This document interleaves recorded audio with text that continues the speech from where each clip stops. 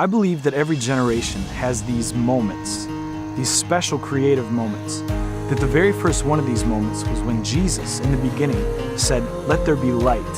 And in that moment, what could only be heard crossed over into what could be seen.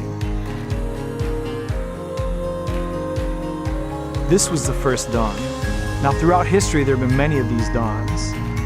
When Moses was up against the Red Sea and the Israelites crossed, that was the dawn of freedom for the Israelites. When Jesus climbed up on the cross, it was the dawn of unlimited access to the Father of lights without spot or wrinkle. When Martin Luther King marched in the streets of Alabama, it was the dawn of equal civil rights for all humanity. All of these represent moments when something that was only heard in the hearts of men crossed over into something that could be seen.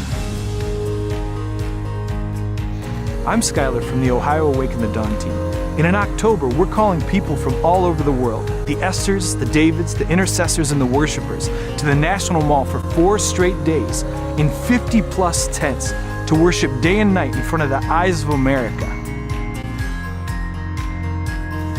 Now that's the whole, but we believe that every state should be able to chip in and pull a little bit of its own weight. Now, we at the Ohio tent believe we've come up with this idea that will help with that. On September 24th from 6 to 8 p.m., that's a Sunday night, we're calling worship leaders, pastors, anyone with a passion to see this thing happen to contribute. Now, if you want to gather in groups of 2 or 3 and worship, that's awesome. If you can pull a whole church together, that's awesome. Worship moves the heart of God. So if you feel called to worship, then you worship. We know that prayer moves the heavens. So if you feel called to pray, then you pray. We know that fasting breaks off chains. So if you feel called to fast, then you fast. But we know that without fish and loaves, the people starve. There's just necessities about life that we can't go without.